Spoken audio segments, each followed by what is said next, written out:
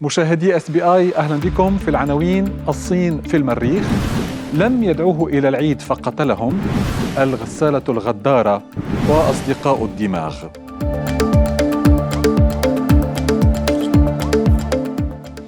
يعد الغذاء المتوازن مفتاح العقل السليم، لكن هذا لا يشير إلى أن جميع الأطعمة التي نتناولها تزود الدماغ بالفيتامينات والعناصر الأساسية.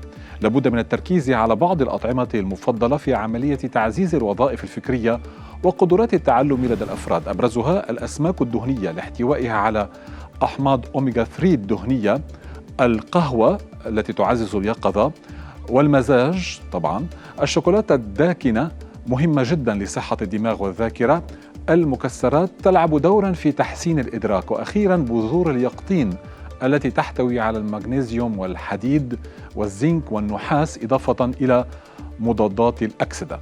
دماغنا يستحق. ادعت امرأة بأنها اشترت البطاقة الرابحة في سحب يناصيب كاليفورنيا لجائزة بقيمة 26 مليون دولار، وتقول إنها تركت البطاقة في جيب سروال ووضعته في الغسالة، ما أدى إلى تلفها. وكانت البطاقة الرابحة في سحب اليناصيب سوبر لوتو بلس قد بيعت في متجر يقع في حي بمدينة لوس أنجلوس. وقد التقطت كاميرا للمراقبة صورة للمرأة التي لم يذكر اسمها وهي تشتري البطاقة في المحل التجاري في حينه، لكن المهلة المحددة للمطالبة بالجائزة الكبيرة كانت قد انتهت، لا تحسد على شعورها. في كولورادو قتل مسلح 6 أشخاص كانوا يشاركون في حفل عيد ميلاد لأنه كان غاضبا بسبب عدم دعوته إلى الحفل. وتقول الشرطة إن الشاب البالغ من العمر 28 عاما أطلق النار على صديقته و5 أقارب لها قبل أن يطلق النار على نفسه ويلقى حتفه. وأضافت الشرطة أن القاتل بدت عليه عوارض فقدان السيطرة والتحكم بالنفس، وكان على علاقة مع صديقته لنحو عام ولم يكن له أي سجل إجرامي. الله يعين.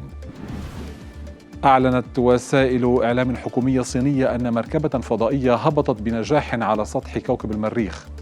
وكان الروبوت زورونغ ذو 6 عجلات يستهدف الهبوط في أوتوبيا بلانيتيا، وهي منطقة شاسعة في نصف الشمالي للكوكب.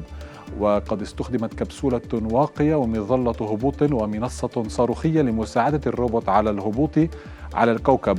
ويعتبر الهبوط الناجح للمركبة إنجازا كبيرا نظرا للطبيعة الصعبة للمهمة.